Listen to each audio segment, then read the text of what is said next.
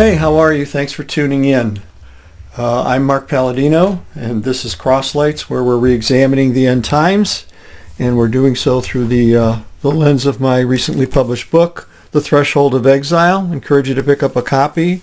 Very affordable, very readable, and can help you along in understanding the, shall we call, eschatological views that are being discussed here. And I really wanted to point something out right away on this particular session. You know, we've been discussing the fate of the lost and the issue of eternal conscious torment, and it's so important, you guys, that we understand that each of these sessions, each of these podcasts, we're not starting with a clean page. I mean, we need to understand the importance of prior learning, and this is episode 32, and I would really want to encourage you, if you're going to really get your head around the things that I'm saying, is to go back to the beginning and start watching these episodes or listening to them if you prefer.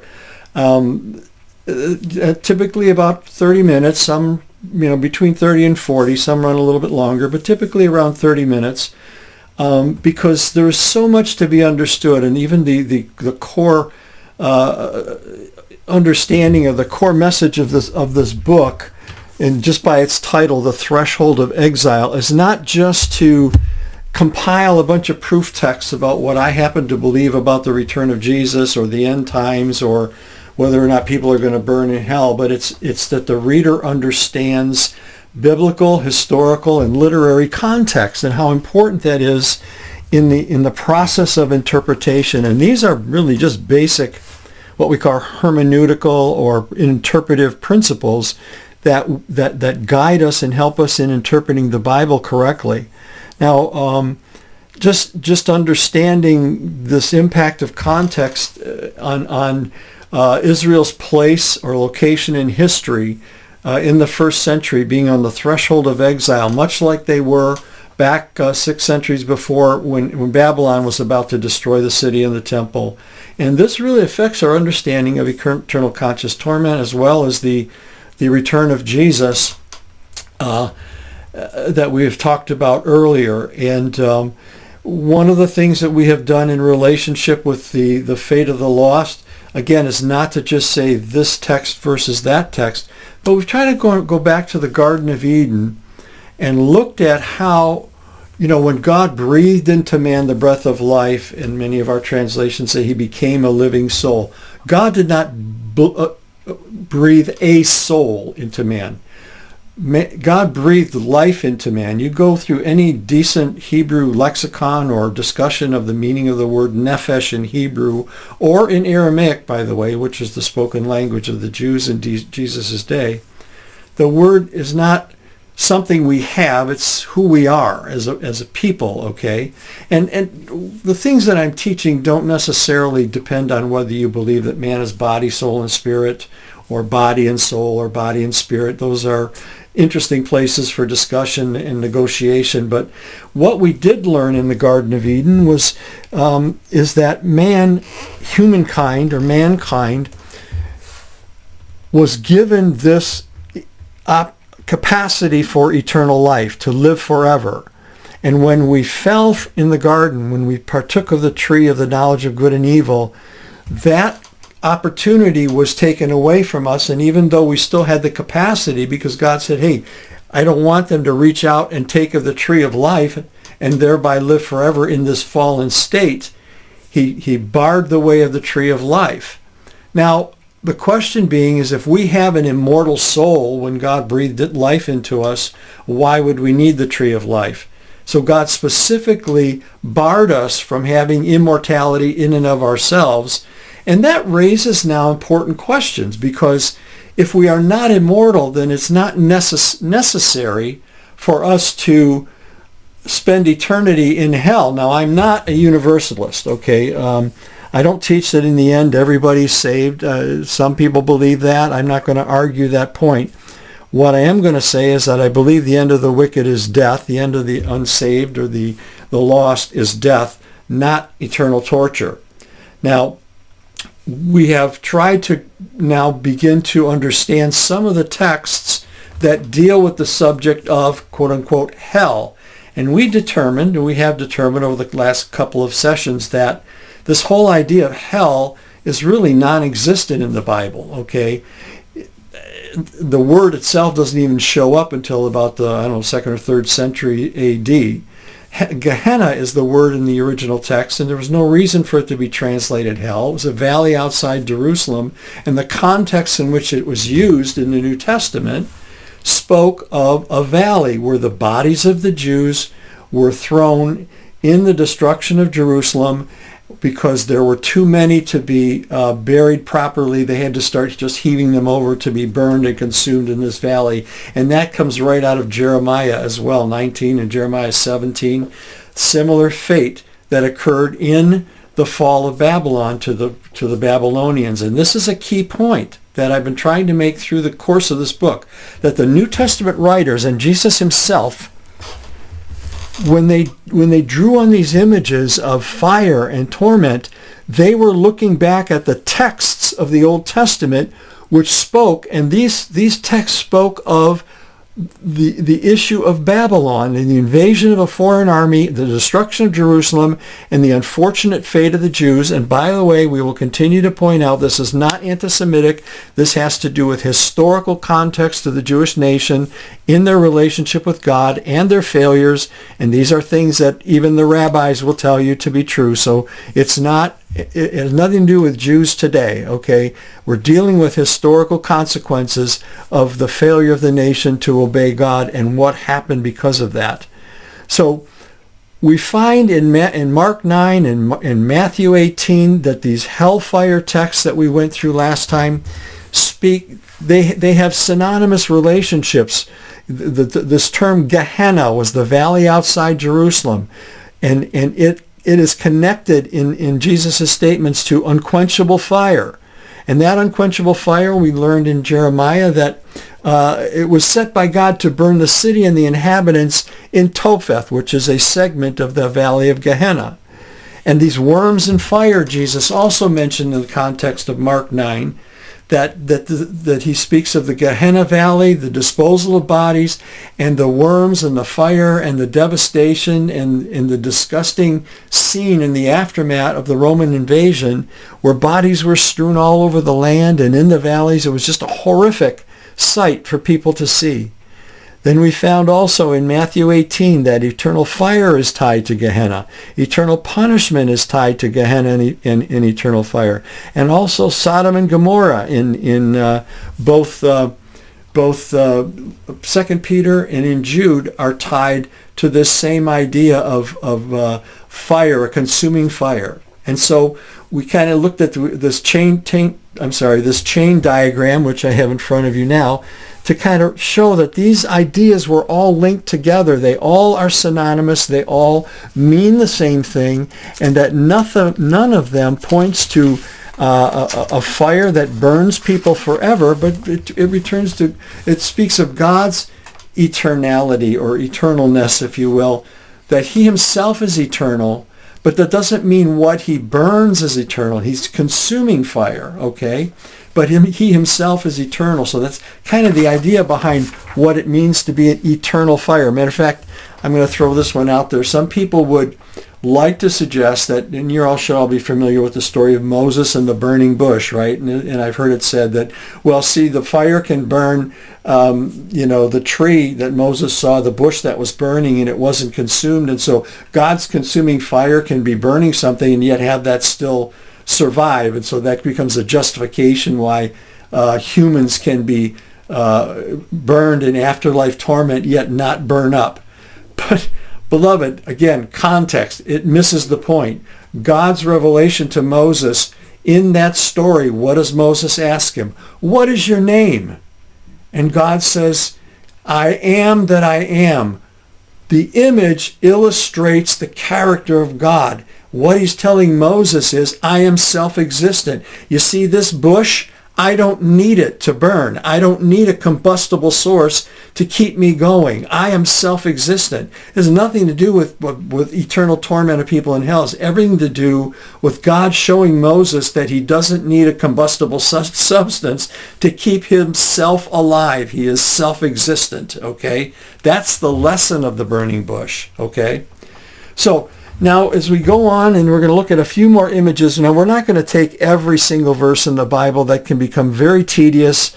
Frankly, it can become very nauseating. I think we have shown very adequately that this whole image of eternal fire, eternal punishment, and those sort of things can be connected very clearly to Gehenna and the tragic outcomes of 70 A.D. Jesus also uses the term weeping and gnashing of teeth in Matthew 8:12. He talks about they'll be thrown into outer darkness, where there'll be weeping and gnashing of teeth. Matthew 25, he casts the worthless servant into outer darkness, where there's weeping and gnashing of teeth. Matthew 24, put him with the hypocrites. There will be weeping and gnashing of teeth. Matthew 13, throw them into the fiery furnace. We're going to look at that one in a moment. But first of all, let's point out Matthew 8, the first one. He mentions that this is particularly focused on, he says, the sons of the kingdom will be thrown into outer darkness. In that place will be weeping and gnashing of teeth. Well, outer darkness is simply a metaphor for being cast out of the wedding feast, or cast out and rejected. And if you pictured a wedding feast where this is a lighted place where everyone is enjoying and dancing and having fun, and somebody is being thrown out into the darkness, okay? I mean, let's face it, the streets of Jerusalem weren't exactly lit like your favorite downtown New York City or Detroit. These places were, when you left this nice lighted place, you were thrown in, it was just black out there. It was dark, okay? But notice that he specifically points out the sons of the kingdom. This is particularly focused on the Jews of his day, all right?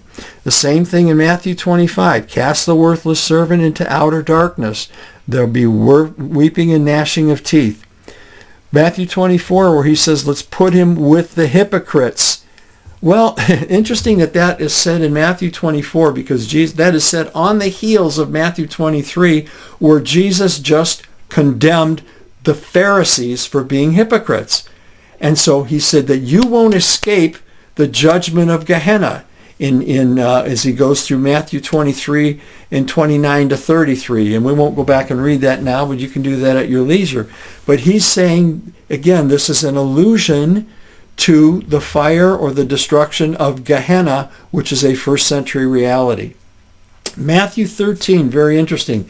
We get into the parables, and he's speaking of judgment and separation. In Matthew 42 and 50, he talks about something that was going to happen at the end of the age. He's talking about the parable of the tares, or the weeds, if you will, in 36 to 43. And then he's talking about the net thrown into the sea in 47 to 50. And in both cases, he says that this will occur at the end of the age, not the world. The only time that the word aion, which is translated age, when it speaks of the world, is in a certain moral character. It's not a place. The word aion does not mean place. It's a period of time.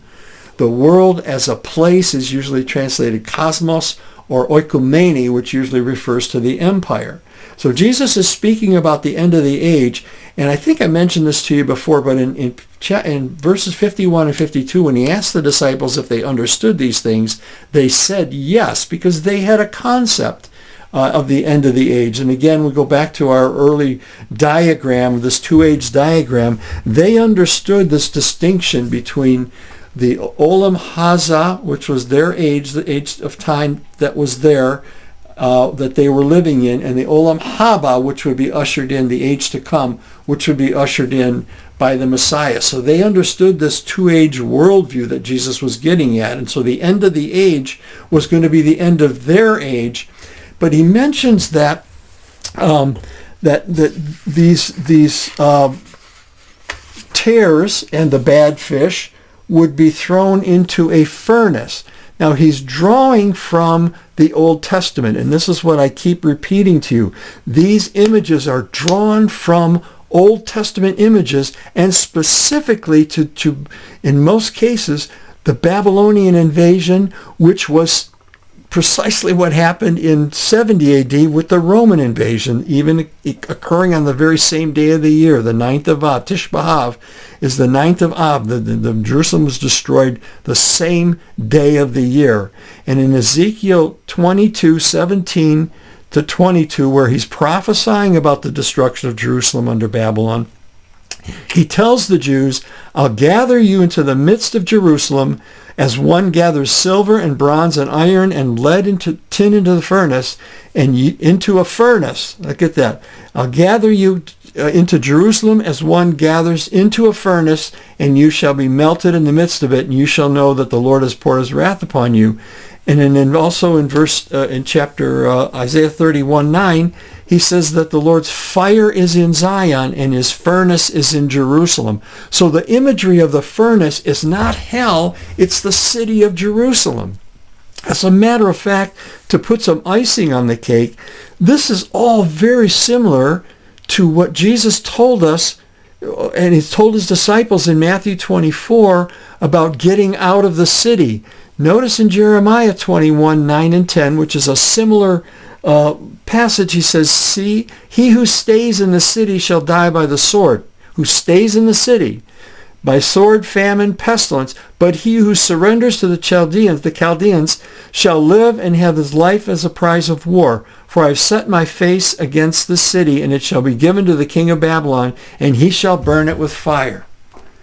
And so very similarly in 70 AD when Jesus said, don't stay in the city and fight, get out of Jerusalem, don't worry about the Romans taking over control, you get out of the city because it's going down. Don't enter that war, don't engage in one side or the other. We'll talk more about that in Revelation, by the way.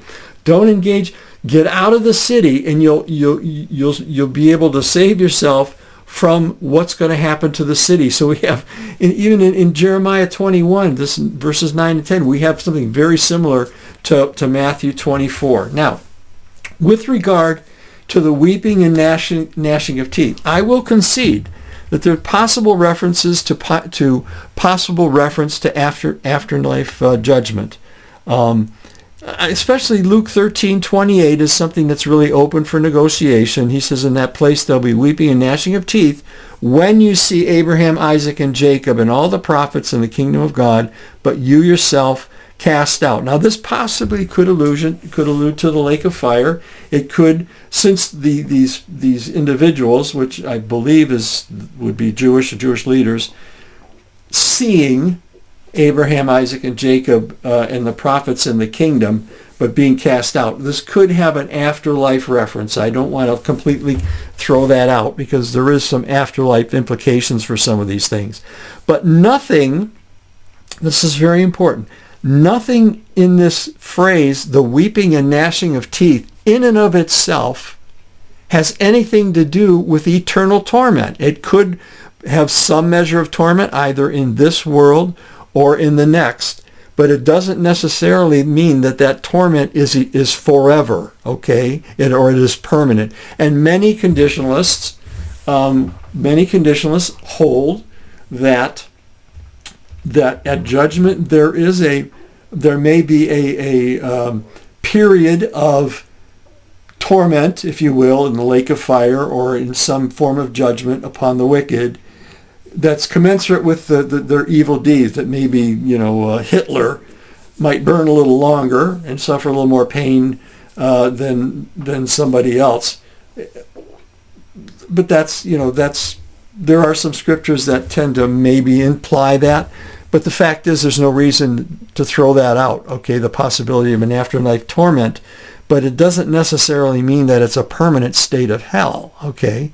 The larger context of weeping and gnashing of teeth is the experience of the Jews in seeing their city burned and their land destroyed and their covenant destroyed and all their 1,400 years of their history being thrown down the tubes and burned to a crisp, burned to the ground by the Roman Empire, and the pain and the sorrow and the groaning and the mourning inside the city of Jerusalem when they were starving and they were being oppressed by and murdered by the zealots.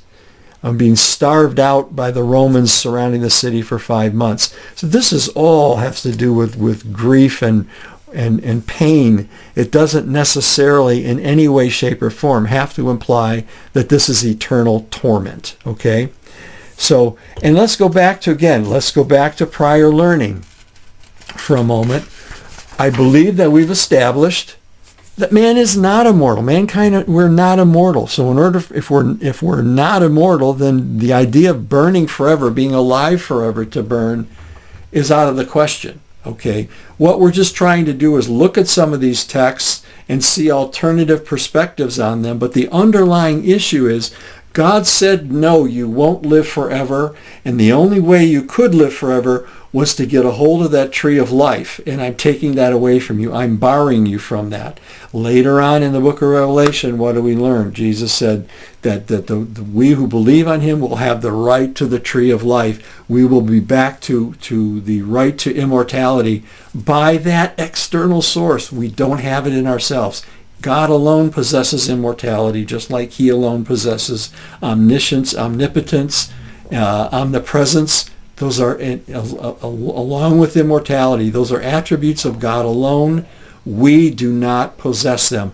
That was all part of the influence of Greek mythology and Plato that infected the church by bringing in this idea that man possessed this immortal soul. Okay? Now, we're going to try to take one more here, and that would be the one that's often used is Daniel. And Daniel speaks of something called everlasting shame and contempt, that at resurrection some will rise to everlasting shame, some to everlasting contempt. Let's read that before we go on. He says in Daniel 12:1 and 2, at that time shall arise Michael, the great prince who has charge over your people. There shall be a time of trouble, such as never been since there was a nation till that time. But at that time your people shall be delivered, every one whose name shall be found and written in the book. And many of those who sleep in the dust of the earth shall awake, some to everlasting life, and some to shame and everlasting contempt. First of all, let's just take this apart a little bit. Let's unpackage it. When is this going to occur? Well, our time text, and I think we talked about that, but just to remind you, time text is embedded in the context of a prophecy, which gives you a hint, sometimes a very clear hint, as to when it's going to take place. And so our time text is the opening reference. At that time, and it is a time when an unparalleled time of distress occurs for the nation of Israel. Well, prior to Daniel 12 in the previous chapter, really kind of, I believe it begins with the Persian period. It progresses to the 1st century AD. Daniel 12 is historically continuous with the previous narrative.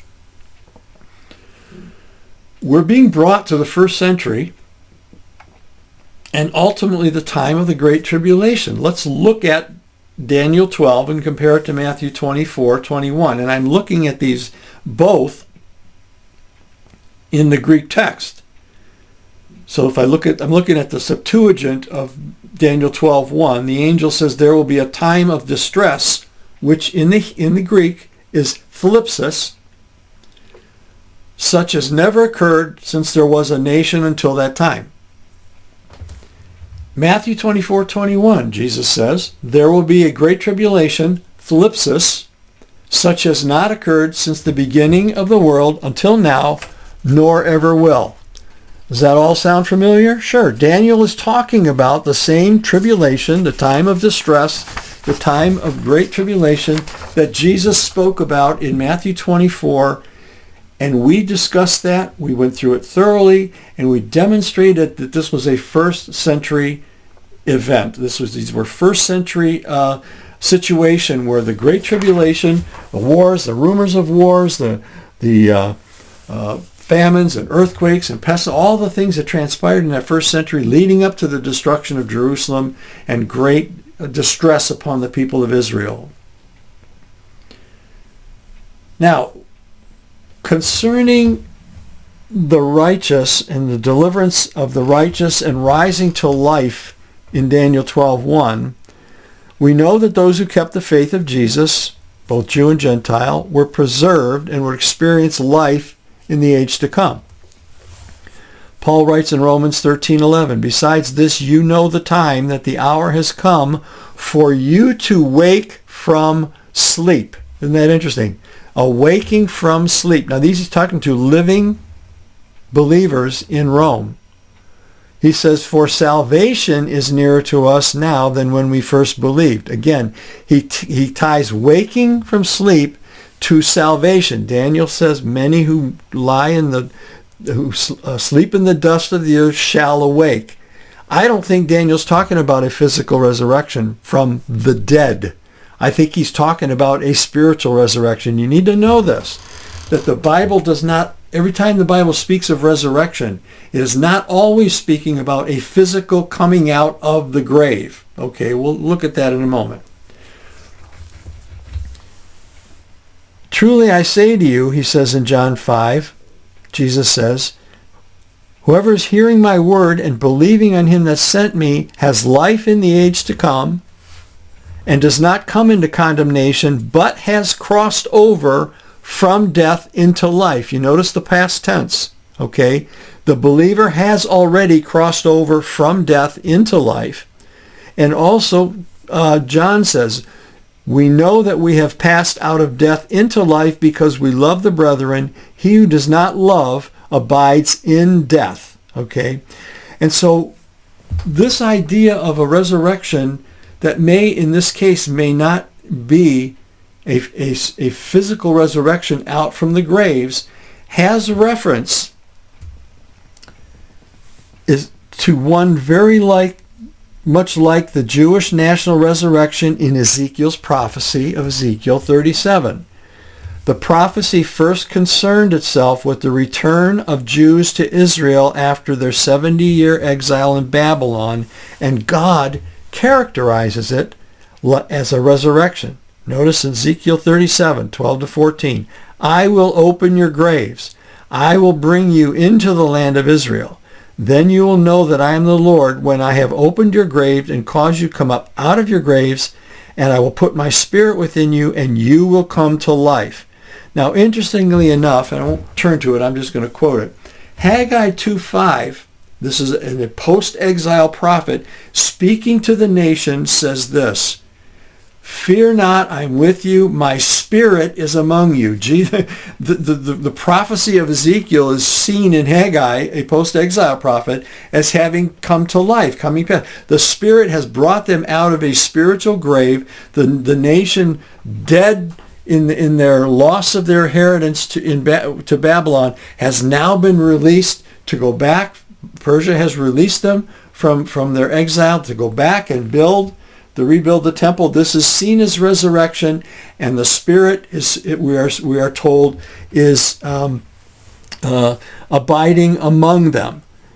But this also looks ahead, just like all prophecy. It looks ahead from the natural in Israel's history to the spiritual, and I think something very interesting occurs when we read Jesus' prayer. You know, we all know the Our Father, the Lord's Prayer, and the opening words, Our Father who art in heaven, or which art in heaven, hallowed be thy name. Now, I'm not going to suggest that that's a bad way to pray, okay? But it's very interesting that many scholars have noted that the Greek there in that particular statement, hallowed be thy name, is in the imperative and actually means something like sanctify your name, hallow your name. In other words, Jesus is asking the Father to do something. Now that is an interesting statement because it reflects back, and we're going to read this for a moment, in Ezekiel chapter 36, which is the same prophetic context that we've been looking at of God bringing Israel out of their exile.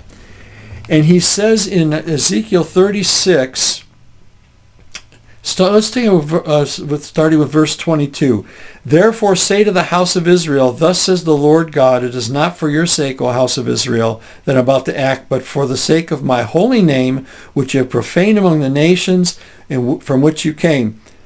and I will vindicate the holiness of my great name, which has been profaned among you.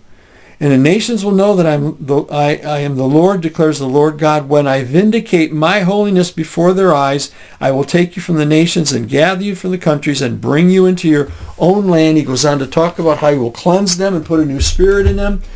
Jesus is reflecting back on Ezekiel's prophecy here. And many rabbis at Jesus' time believed that there was still that Messiah was actually going to bring a true release from exile, that this earthly or natural release that they experienced in leaving Babylon was not the true release from their exile. The rabbis were actually expecting this, and Jesus is speaking into that reality. He's saying the true release from exile is coming. Father, sanctify your name. Vindicate your holy name. How? Through the cross of Jesus. It's the cross of Jesus that would be the new Cyrus, the one who would release Israel from their captivity, the one that would release mankind from their captivity. So when Jesus is saying, Father, sanctify your name, now is the time. See, this was to be a spiritual resurrection for the nation, a spiritual return to the true land, the life of the Spirit, okay? So I know that some of that might be a little difficult for you, but church, this is what's going on here, okay? This idea of resurrection is not just something of people coming out of their graves and flying up to heaven. There's a concept of resurrection, of spiritual life that is very prevalent within the pages of the Bible. Now, there's one more thing that we want to discuss before we close this, and that's the idea of everlasting. He says, some will arise to everlasting shame and disgrace. Now, Jeremiah describes the perpetual shame of Israel's disinheritance using this term olam. Therefore, this is Jeremiah 23, 39, and 40. Therefore, I will surely forget you, cast you away from my presence, along with the city that I gave you and my fathers. I will put an everlasting, a perpetual, actually, reproach on you, and a perpetual humiliation, which will not be forgotten. So this idea of the word olam does not always necessarily refer to something that continues forever. For Aaron and his sons, in Exodus 29, you shall gird them and bind caps on them, and they shall have a priesthood by perpetual statute, and you shall ordain Aaron and his sons. Now this cannot be eternal, because we're taught in Hebrews 7 that there was a change in the priesthood, that Christ has become the high priest after the order of Melchizedek. So the priesthood changed. Therefore, it cannot be eternal or everlasting in the sense that we understand this word olam. It just means something that's perpetual. Jeremiah speaks again. Now note the similarity to Isaiah's prophecy also in 66:24. They have stumbled from their ways, from their ancient paths, to make their land a desolation, an object of perpetual hissing. Everyone who passes by, remember Isaiah 66, for the passers-by, will be astonished and shake his head. That's Jeremiah 18, 15, and 16. Now let's look at one more section here on the whole idea of shame and disgrace, because this word that's used, these are not post-mortem conditions that Daniel's talking about. He's not talking about everlasting shame and disgrace as being some kind of relationship to people burning in hell. Daniel, who is familiar with Jeremiah, notice that, remember in Daniel 9, Daniel is reading the scroll of Jeremiah and being informed by the angel. And Daniel's using the same linguistic conventions concerning shame and contempt as those of Jeremiah. See, this is not unusual. Prophets that are contemporary, like Ezekiel, Jeremiah, and Daniel, were all contemporary prophets in the same time period. They often spoke in similar tones and similar ideas and similar images. Isaiah 2 and Micah 4 both speak of the mountain of the house of the Lord being established. You see this? That's not an unusual thing. And so the text in Jeremiah that would probably have informed Daniel convey the true meaning of this shame, humiliation, and reproach, that it is not post-mortem, but it has to do with destruction and exile. Now, each text includes the Hebrew word Kerpa, which is reproach, which is found in Daniel 12:2. Now watch how this idea is used in other texts in Jeremiah. I will make them, Israel, as a reproach and a proverb and a taunt, and curse all the places where I will scatter them. Jeremiah 24:9. I will make them to be a curse and a horror, a hissing and a reproach among the nations where I have driven them. Jeremiah 29:18. We have heard the reproach. Disgrace has covered our faces, for our aliens have entered the holy places of the Lord's house. Jeremiah 51:51. Remember, O Lord, what has befallen us, and see our reproach. Lamentations 5:1. They will all meet their end in the land of Egypt, those who escaped from Babylon invasion to go to Egypt for help. They will die by the sword and famine, and they will become a curse, an object of horror and imprecation, and a reproach. Also in Ezekiel, a contemporary of these two prophets. Moreover, I will make you a desolation and an object of reproach among the nations all around you, and in the sight of all who pass by. Again, there's this, the passers-by, okay, seeing this devastation. In all of these cases, the idea of perpetual, continuous shame and reproach has nothing to do with hell, has everything to do with exile, with the loss of the city, with the shame of the loss of their city, their temple, and their nationhood, which brought reproach and shame upon the nation. And so, like this in Daniel, this spiritual resurrection that would take place at the time of Jesus, as the nation is resurrected, okay, and Jesus brings them to life, and he teaches them, and he heals them, and he does so much for them, some would come to life and enter into this new Olam Haba, this new world to come, this realm of life that is introduced and ushered in by Christ himself. The others would awake to everlasting shame and disgrace with exile and reproach and death. Okay? So these texts have nothing to do with eternal torment, but everything to do with the outcomes of the Roman invasion, the Babylonian invasion. And so, and again, my final thought here is, and we will, by the way, we will be dealing a little bit more with this when we get into Revelation, because there are some references that we need to address. The bottom line is that we are not immortal. Okay. The end of the wicked is death. These texts speak nothing of afterlife torment, and everything to do with a nation that's had forsaken its God. So we're going to now move into the book of Revelation, and I realize that I've spoken a little long today, but I wanted to tie this up so we could begin to go through the book of Revelation with you next week. And I hope that you have, as always, that you have gotten something out of this.